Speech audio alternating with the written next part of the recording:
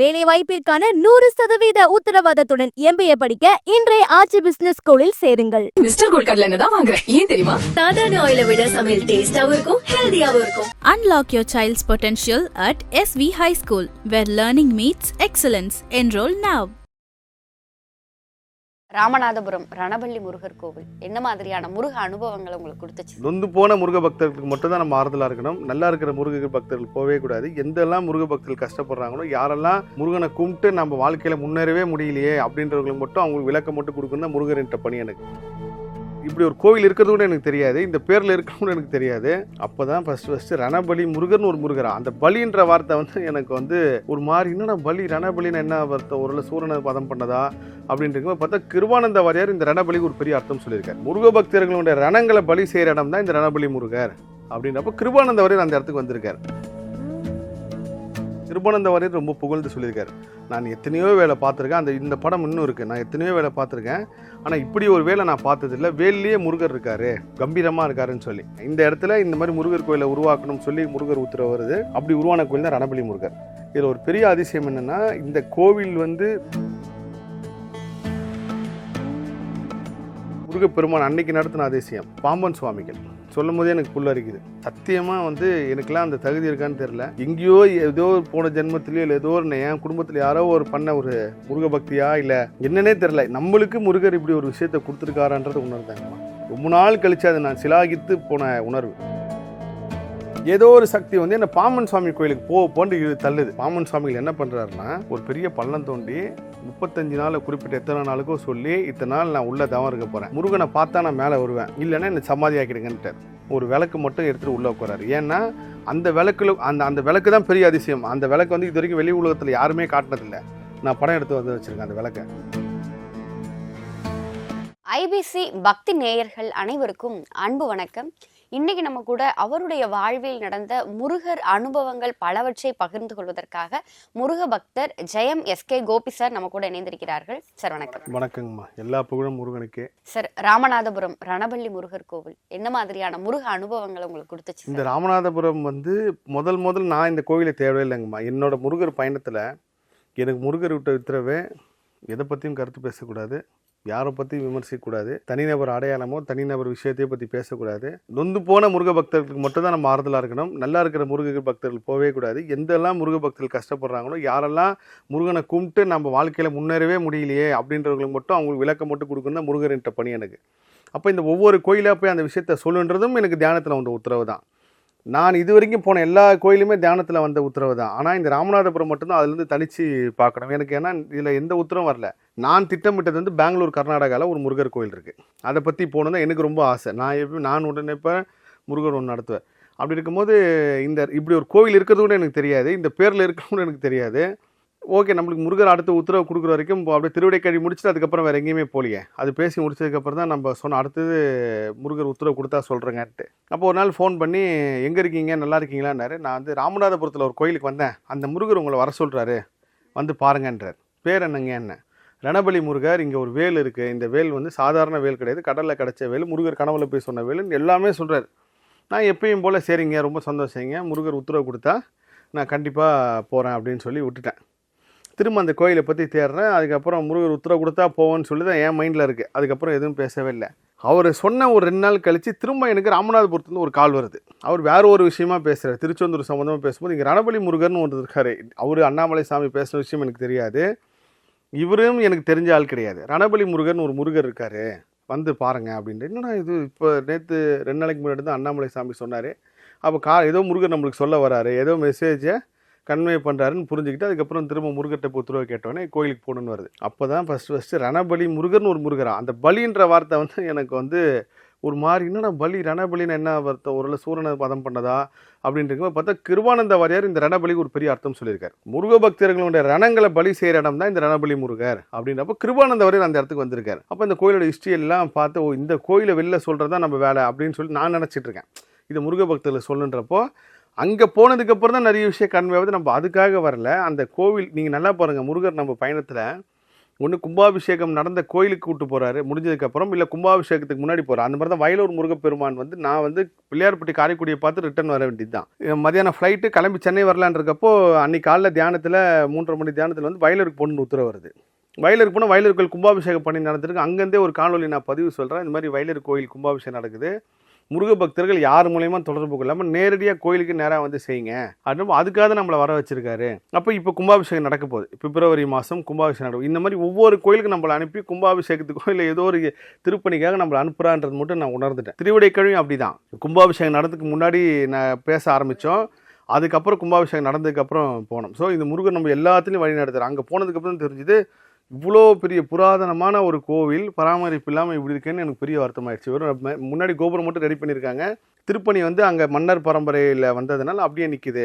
சரி, இதுக்கு என்ன கோயில் ஹிஸ்ட்ரி அப்படின்னு சொல்லி பார்த்தீங்கன்னா, வைரவன் ஒருத்தர் இருக்கார், ஐயா ஒருத்தர். அவரோட கனவுல போய் முருகர் சொல்கிறார், ஒரு குறிப்பிட்ட இடத்துல எலுமிச்சம்பழம் மிதக்கும், அது கீழே நான் இருக்கேன், வந்து என்னை எடுத்துகிட்டு போய் வந்து ஆராதனை பண்ணுங்க அப்படின்றார். வைரவன் சேர்வைக்காரன்னு அவர் கனவுல போகிறார். அவர் கனவுல போகிற மாதிரி எல்லார் கனவுலையும் முருகர் போய் இந்த இடத்துல திருச்செந்தூரில் இந்த குறிப்பிட்ட தூரத்தில் கடலில் எலுமிச்சம்பழம் இருக்கும், அது கீழே நான் இருக்கேன் அப்படின்னு சொல்லி உணர்த்துறாரு.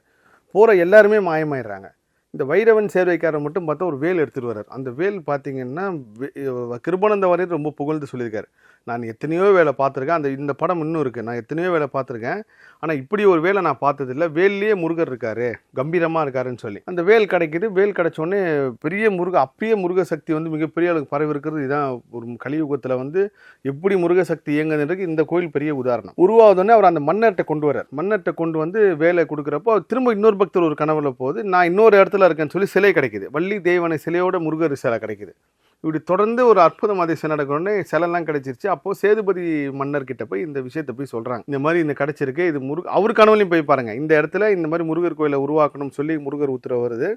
அப்படி உருவான கோயில் தான் ரணபலி முருகர். இதில் ஒரு பெரிய அதிசயம் என்னென்னா, இந்த கோவில் வந்து அவங்க மன்னர்கிட்ட கொடுத்ததுக்கப்புறம் மன்னர் கேட்குறவங்களுக்கு என்ன வேணும் அப்படின்னு சொல்லிட்டு அவங்க கேட்டது ஒன்று தான், இனிமேல் பரம்பரையாக நாங்கள் தான் இங்கே பூஜை செய்யணும், இதில் குறிப்பிட்ட நாள் நாங்களும் மன்னர் பரம்பரையிலேருந்து வரவங்களுக்கு 2 நாளும் பரிவட்டம் கட்டணும், மன்னருக்கு இணையா அதையும் கொடுக்குற. அப்போது நீங்கள் நான் திரும்ப தான் சொல்லுவேன், முருகர் முன்னாடி எந்த பிரிவும் கிடையாது, உயர்த்தப்பட்டவங்க தாழ்த்தப்பட்டவங்க கிடையாது, பக்தி தான். அவர் எல்லாரையுமே சமமாக தான் பார்க்குறாரு. நீ எந்த ரிலிஜனாக இருந்தாலும் சரி, எந்த கம்யூனிட்டியாக இருந்தாலும் சரி, முருகர் முன்னாடி முருகர் தான். அதில் வந்து அங்கேயே அவர் எவ்வளோ பெரிய புரட்சி பண்ணியிருக்காரு பாருங்கள். அது வந்து நிறைய பேர் இப்போலாம் சொல்லுவாங்களே, காசு இருக்கிறவங்க முன்னாடி போகிறான், காசு இல்லாமல், அப்படிலாம் கிடையாது. முருகருக்கு பக்தி தான் இருக்குது. நீங்கள் எந்த அளவுக்கு பக்தி வச்சுருக்கீங்களோ. ஸோ இந்த ராமநாதபுரம் ரணபலி முருகர் பேசுறதுக்கு முன்னாடி அதுக்கு முன்னாடி ஒரு பெரிய அதிசயத்தை சொல்லிடணுங்கம்மா. அந்த அதிசயத்தை சொல்லிவிட்டு இதுக்கப்புறம் சொன்னால் தான் இந்த ராமநாதபுரத்தோட சாப்டரே வந்து நிறைவு பெறும். அது என்ன பெரிய அதிசயம்னா, முருகப்பெருமான் அன்னைக்கு நடத்தின அதிசயம். பாம்பன் சுவாமிகள் சொல்லும் போதே எனக்கு புல்லரிக்குது. பாம்பன் சுவாமிகள் வச்சு ஒரு அதிசயம் முன்னார் பாருங்கள். சத்தியமாக வந்து எனக்கெலாம் அந்த தகுதி இருக்கான்னு தெரில.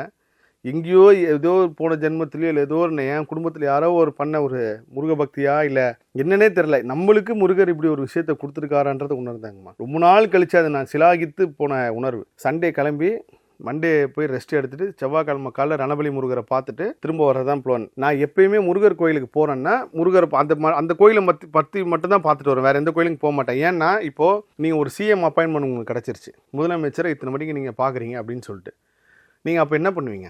அதுக்கு ஆயத்தமாவீங்க. போகும்போது பெரியப்பா வீட்டுக்கு சித்தி வீட்டுக்கெல்லாம் போயிட்டு அவங்களெல்லாம் ஹாய் பாயின்னு சொல்லிட்டு போவீங்களா, இல்லை ஸ்ட்ரைட்டாக முதலமைச்சரை பார்த்துட்டு திரும்ப அந்த வேலையை முடிச்சு வருவீங்களா? நம்ம வந்த காரியம் முதலமைச்சரை பார்க்குறது. அதுதான் ஒரு பெரிய பொறுப்பில் இருக்கிறவருக்கு. அப்படின்னா முருகர் இந்த உலகத்தையே ஆட்டி படைக்கிறவர். அப்போது எந்த முருகர் கோயிலுக்கு போகிறீங்களோ அந்த முருகரை பற்றி மட்டும் பார்த்துட்டு வர்றது உத்தமம். நீங்கள் போகலாம், நிறைய பேருக்கு. சில பேர் வந்து டைம் பாஸ்க்காக போவாங்க, பார்த்துருக்கீங்களா?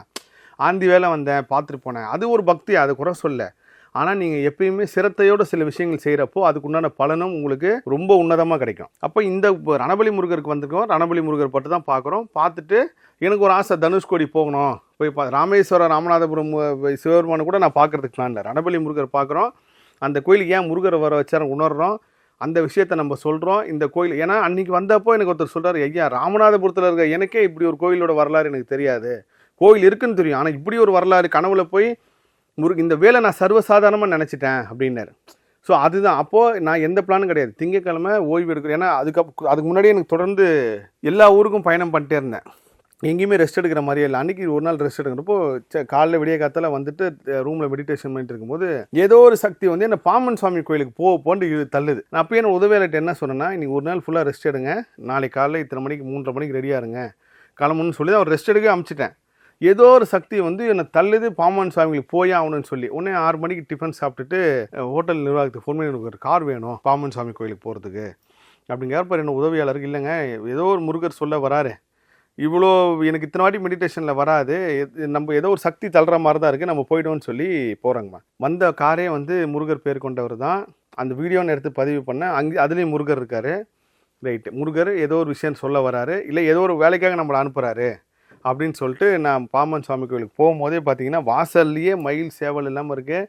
அந்த புகைப்படம்லாம் எடுத்து வச்சுருக்கேன். யாருமே கிடையாது, நிசப்தமாக இருக்குது அந்த பாம்பன் சுவாமி. அது என்ன கோயில்னு பார்த்தீங்கன்னா, பாம்பன் சுவாமிகளுக்கு முருகப்பெருமான் காட்சி கொடுத்த இடம். பாம்பன் சுவாமிகள் என்ன பண்ணுறாருன்னா, ஒரு பெரிய பள்ளம் தோண்டி 35 நாள் குறிப்பிட்ட எத்தனை நாளுக்கோ சொல்லி இத்தனை நாள் நான் உள்ளே தவம் இருக்க போகிறேன், முருகனை பார்த்தா நான் மேலே வருவேன், இல்லைன்னா என்னை சமாதி ஆக்கிடுங்கன்ட்டார். அவர் பேர் வந்து அப்பாவு. அவர் பாம்பனில் பிறந்தனால பாம்பன் சுவாமிகள் பேர் வந்துச்சு. அப்போ இவர் உட்காந்துறாரு. இந்த கதையை நான் முன்னாடியே உங்களுக்கு சொல்லியிருக்கேன், இருந்தாலும் சுருக்கமாக சொல்கிறேன். அவர் உட்காந்துடுறாரு, ஒரு விளக்கு மட்டும் எடுத்துகிட்டு உள்ளே உட்காராரு. ஏன்னா அந்த விளக்குல அந்த விளக்கு தான் பெரிய அதிசயம். அந்த விளக்கு வந்து இது வரைக்கும் வெளி உலகத்தில் யாருமே காட்டினதில்லை. நான் படம் எடுத்து வந்து வச்சுருக்கேன் அந்த விளக்கை, அதை பதிவு பண்ணுங்கள். அந்த விளக்கு வந்து கீழே தண்ணியும் அதுக்கு மேலே எண்ணெயும் அதுக்கு மேலே தீபம் எறிகிற மாதிரி ஒரு கான்செப்டில் வச்சுருக்காரு. காரணம் என்னென்னா, நெடுநாள் இருக்கும்போது அந்த அனல் வந்து நம்மளை வந்து அந்த இடத்துல இதாகக்கூடாதுன்னு சொல்லி அவரே உருவாக்கி வச்சுருக்காரு. இது பூமியிலேருந்து கிடச்சதே இப்போ ரொம்ப பொக்கிஷமாக வச்சுருக்காங்க. அப்படி இருக்கும்போது நாங்கள் முருகப்பெருமானோட காட்சி கொடுக்குற குழந்தை ரூபத்தில் அந்த இடம் தான் இப்போ பாம்பன் சுவாமிகளுக்கு முருகப்பெருமான் காட்சி கொடுத்துருந்தா உலகம் ஃபுல்லாக இருக்கிற பக்தர்கள் வந்து வணங்குறாங்க. அவர் வீடு ஒன்று தனியாக இருக்குது, யாருமே இல்லை. நாங்கள் போகும்போது அலங்காரம் ஆகிட்டு இருக்கு அப்படின்றாங்க. சரிங்க, நான் வெயிட் பண்ணி பார்க்குறேன். இது இன்னொன்னா யார்கிட்டையும் நான் சொல்லவே இல்லை, பாம்பன் சுவாமி கோயிலுக்கு வரேன் அப்படின்ற எதுவும் பதிவு பண்ணவே இல்லை. போயிட்டு வந்துடுவோம், ஏதோ முருகர் சொல்லியிருக்காரு, இந்த காரணம் இல்லாமல் இருக்காருன்னு வந்து பார்த்துட்டு அலங்கார அபிஷேகம் நடந்துட்டுருக்கு. வந்து நான் மெடிடேஷன் பண்ணுறேன். பயங்கரமான மயிலாங்க எல்லாம் பார்த்து முடிச்சுட்டு அவர்கிட்ட போய் சொல்கிறேன். அவருக்கு என்ன தெரிஞ்சிருக்கு. அங்கே வந்து ஒரு சில பக்தர்களும் அவர்கிட்ட போய் சொல்லியிருக்காங்க, இவர் முருகரை பற்றி பேசுவாருங்க அப்படின்னப்போ நான் சொன்னேன், ஐயா இன்னும் உலகத்தில் எத்தனையோ மூலையில் முருக பக்தர்கள் இருக்காங்க. குறிப்பாக ஸ்ரீலங்கன் முருக பக்தர்களாக இருக்கட்டும், லண்டனில் இருக்கட்டும், அவங்களுக்குலாம் தமிழ்நாட்டுக்கு வரவே முடியாத சூழ்நிலை இருக்குது. ஏன்னா துபாய்க்கெலாம் நான் போகும்போது தெரிஞ்சுக்கிட்டு நாங்களாம் தமிழ்நாட்டுக்கு வரவே முடியல, அந்த அளவுக்கு எங்களோட வேலை நெருக்கடி. ஆனால் நீங்கள் சொல்கிற கோவில் பற்றி தெரிஞ்சுக்கணும் அப்படின்றப்போ எனக்கு ஒரு ஆசை என்னன்னா, பாம்பன் சுவாமிகளுக்கு காட்சி கொடுத்த ஒரு வீடியோ காணொலியாக பதிவு பண்ணி மக்களுக்கு தெரியப்படுத்துவோன்னு சொல்லி அவர்கிட்ட அனுமதி கேட்குறேன். அவர் சொன்ன அலங்காரம்லாம் முடிச்சதுக்கப்புறம் எடுத்துங்க. நான் திரும்ப கேட்குறேன், ஐயா முருகர் காட்டுறதுனால ஒன்றும் ஆகம விதியாலாம், நீங்கள் ஒன்றும் பிரச்சனை இல்லைங்க, நீங்கள் எடுத்துங்கன்ட்டு. எல்லாம் முடிச்சு போனதுக்கப்புறம் ஒரு வீடியோ எடுக்கிறோம். வீடியோ எடுத்துகிட்டு என் உதவியாளர் காட்டுற பார்த்தா அதில் வாய்ஸே வரல. வாய்ஸ் வரல, நான் பேசுகிறேன், என்னன்னே தெரில, அந்த வாய்ஸ் மட்டும் ரெக்கார்ட் ஆகலை. எப்பயுமே இந்த டெக்னிக்கலாக நடக்கும்ல, சிலது நம்ம பேசி முடிச்சதுக்கப்புறம் எடுத்து பார்த்தா குரலே வந்திருக்காது. என்னடா இது இப்படி இருக்கேன்னு சொல்லிட்டு அவர்கிட்ட சொல்கிறேன், திரும்ப எடுங்க அப்படின்னு சொல்லி திரும்ப எடுத்து பேசி முடிச்சுட்டு முருக பக்தர்கள் மாதிரி பாருங்கள்லாம் சொல்லி முடிச்சதுக்கப்புறம் ஒரு சகோதரி வராங்க. வந்த உடனே அவங்க கத்துறாங்க. அண்ணா எப்பயுமே முருக பக்தர்கள் அந்த ஒரு பொறிப்பாக பண்ணுறாங்கன்னு சொல்லி நானும், அம்மா நல்லா இருக்கீங்களாம்மா, எப்படி இருக்கீங்க, என்னன்னா இது பெரிய அதிசயம் அப்படின்ற. என்னம்மா என்ன ஞாபகம் இருக்கா உங்களுக்கு, நான் ஒரு 6 மாதத்துக்கு முன்னாடி பிறப்பன் வலைசையிலேருந்து உங்களுக்கு ஃபோன் பண்ணேன். இந்த மாதிரி பிறப்பன் வலைசை பாம்பன் சுவாமி கோயிலில் பூசாரியோட குழந்தை, தெய்வ குழந்தை, வாய் பேச முடியாது காது கேட்கறது குழந்தை, உங்கள் உதவி கேட்டேன், நீங்களும் வந்து பேசிட்டு சொல்கிறேன்னு சொன்னீங்க. நாங்கள் ஆமாம்மா பேசுனேன், ஞாபகம் இருக்குது, எனக்கு இப்போ ஞாபகம் வந்துருச்சு, நான் டீட்டெயிலாம் கேட்டேனே. ஆமாங்க, அதுக்கெல்லாம் அவங்க அப்பா அம்மாவுக்கு வந்து உங்களுக்கு பெருசாக விவரம் தெரியாது, ஆல்ரெடி அவங்க போட்ட மிஷின் வந்து அரசில் கொடுத்தது தான், அந்த விவரம் தெரியாதுலாம் உங்களுக்கு தொடர்பு கொள்ள முடியல அப்படின்னாங்க. எனக்கு என்ன ஆச்சரியன்னா, அந்த அம்மா சொன்னது தான், நான் எப்பயுமே திங்கக்கிழமை வரவே மாட்டேன், என்ன ஏதோ ஒரு மனசில் போகணும்னு ஒரு விஷயம் தள்ளிட்டே இருந்துச்சு. நான் கிளம்பி வந்தால் நீங்கள் நிற்கிறீங்கன்னே அவங்க பூசாரி கூப்பிட்டு, ஐயா கிட்ட தான் நம்ம உதவி கேட்டோம், தெய்வ குழந்தை நம்ம கிஷோர், அந்த குழந்தை பேர் வந்து கிஷோர், அந்த பையன் தான் முருகருக்கு அலங்காரம் பண்ணி அந்த பூ எல்லாம் வைக்கிறவர். அங்கே இருக்கிற பக்தர்கள் சொல்கிறாங்க, அவங்க அப்பா பண்ணுறதோட புள்ள வந்து அவ்வளோ சூப்பராக பண்ணுவார், அவ்வளோ முருகனை சின்ன பையங்கம்மா அவ்வளோ நுணுக்கமாக முருகர் அபிஷேகம் பண்ணி அலங்காரம் பண்ணுறதுல வந்து அவ்வளோ பெரிய கொடுப்பன அந்த குழந்தைக்கு, வாய் பேச முடியாது, காது கேட்காது. இந்த அம்மா சொன்னோன்னு எனக்கு புரிஞ்சிச்சு, ரைட்ரா முருகர் இதுக்கு தான் நம்மளை அமைச்சிருக்காரு. ஃபோனில் சொல்லியிருந்தா கூட விவரமாக புரிஞ்சிருக்காது எனக்கு. இதுக்கு முன்னாடி எடுத்த வீடியோ வந்து மைக்கு வேலை செய்யலை. ஒருவேளை கரெக்டாக அந்த வீடியோ ரெக்கார்ட் ஆயிருந்துச்சுன்னா நான் எந்நேரம் கிளம்பிட்டு இருப்பேன். என்ன அதிசயம் பாருங்கள், இயற்கையாகவே மைக்கு வேலை செய்யாமல் அது ஒரு 10 நிமிஷம் தாமதமாகி இவ்வளோ பெரிய விஷயத்த உணர்றேன். எனக்கு அது சொன்னதுலேருந்து முருக பக்தர்கிட்ட பேசும்போது விரக்தியோட உச்சத்தில் பேசுவாங்க. என்னங்க முருகன் இப்படி போட்டு என்ன பண்ணுறாரு, அப்படி போட்டு என்ன பண்ணுறாரு, நல்லா கேளுங்க, இப்பயும் சொல்கிறேன், முருகன் உங்களை சோதிக்கவே இல்லை. நீ துன்பப்படும் போதெல்லாம் அவர் பார்த்துட்டு இருக்காரு. தன் பக்தன் அப்படி கஷ்டப்படுறானே, அவனுக்கு எந்த வகையிலாவது உதவி செய்யணும்னு யார் மூலியமாவது உனக்கு பண்ணிகிட்டே இருக்கார். நீ தான் எவனையும் உணராமல் இருக்க. உன் கர்ம வினை தான் உனக்கு துன்பம் சோதனை தருதே தவிர பாம்பன் சுவாமி ராமேஸ்வரத்தில் இருக்கிற ஒரு முருக பக்தன் ஒரு பூசாரியோட முருக பூசாரியோட குழந்தைக்கு சென்னையிலேருந்து வந்தேன்னா சம்மந்தம் இல்லாமல் எப்படிங்க அங்கே போனேன்? இதை சொல்லியே ஆகணுன்றதான் இந்த இவ்வளோ நாள் கூட தாமதமாக வந்திருக்கு போல இருக்கு. அதே மாதிரி தான் அந்த அடுத்து பேச போகிற நம்ம கொடைக்கானல் சம்பவம். இதுக்காக தான் நம்மளை வர வச்சிருக்காருன்னு எனக்கு அவ்வளோ சந்தோஷமாயிடுச்சு. ரைட், அம்மா குழந்தை எங்கே இருக்கான்? கண்டிப்பாக உங்கள் குழந்தைக்கு மிஷின் கிடைக்கும். இப்பயே அதுக்குண்டான வேலையை ஆரம்பிக்கிறேன். நீங்கள் அந்த ரிப்போர்ட்லாம் கொடுங்க, அவங்களுக்கு ஃபோன் பண்ணி சொல்லுங்கள், நான் நேராக போய் பார்க்குறேன்னு சொல்லி முருகர்கிட்ட உணர்ந்துட்டு இதில் பாம்பன் சுவாமிகள் ஐயா தான் பெரிய அதிசயம் பண்ணார். இது வெறும் முருகர் புகழ் பேசுறது மட்டும் இல்லை, முருகரோட அவதாரமான பாம்பன் சுவாமிகள் ஐயா பற்றியும் ஒரு சில விஷயங்கள் வெளி உலகத்துக்கு சொல்கிறதுக்காக இந்த திருவிளையாடல் நடந்திருக்கு அப்படின்னு உணர்ந்துட்டு அவங்ககிட்ட பேசி எனக்கு பயங்கர சந்தோஷம். என்ன முருகன் பாரு எப்படி விளையாடுறாரு பாருங்க, நின்று பேசும் தெய்வம்னு சொல்லுவாங்க.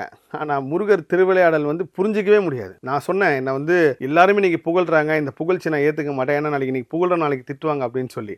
இப்போ சமீப காலமாக என்னை ஒரு சில விஷயத்துக்கு ஏன் கருத்து பேசுனாலாம் விமர்சனம் வாங்கினாங்க. எல்லாமே முருகர் தான். நான் எல்லாருமே முருகராக தான் பார்க்குறேன்.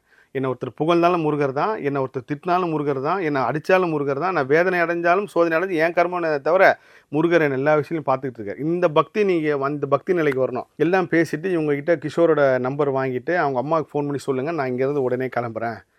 எனக்கு டோட்டலாக எல்லாமே மாறிடுச்சு ப்ரோக்ராமே. எனக்கு மனசு ஃபுல்லாக அந்த கிஷோர் குழந்தைய பார்க்கணுன்னு தான் இருக்குது. அப்போ போகும்போது அவங்க ஒரு இடம் சொல்கிறாங்க. என்ன இடம் சொல்கிறாங்கன்னா, பாம்பன் சுவாமி பிறந்த வீடு இருக்குது, அந்த வீட்டாண்ட போய் நில்லுங்க, அவங்க வந்துடுவாங்கன்றாங்க. எனக்கு ஆல்ரெடி இதுவே ஒரு பெரிய அதிசயம், பெரிய அற்புதம் முருகர் பண்ணது. பாம்பன் சாமிகளுக்கு வீடு இருக்கா? எனக்கு இப்படி ஒரு விஷயம் இருக்கட்டே எனக்கு தெரியாது. இத்தனைக்கும் நான் பாம்பன் சாமிகள் பல காலமாக வழிபடுறேன். எனக்கு தெரிஞ்சதெல்லாம் இந்த காட்சி கொடுத்த இடமும் திருவான்மையில் இருக்கிற பாம்பன் சுவாமிகள் மட்டும்தான். அப்போ பாம்பன் சாமிகள் வீடு எங்கே இருக்குன்னு சொல்லி நேராக போயிட்டு அந்த இடத்துக்கு அந்த வந்த டிரைவர் பாருங்க, அவரே முருகர் அனுப்பினால தான். வேலை வாய்ப்பிற்கான 100% உத்தரவாதத்துடன் MBA படிக்க இன்றைய ஆச்சி பிசினஸ் ஸ்கூலில் சேருங்கள். மிஸ்டர் கோல்ட் கடலை தான் வாங்குறேன். ஏன் தெரியுமா? சாதாரண ஆயிலை விட சமையல் டேஸ்டாவும் இருக்கும், ஹெல்தியாவும் இருக்கும். Unlock your child's potential at SV High School, where learning meets excellence. Enroll now.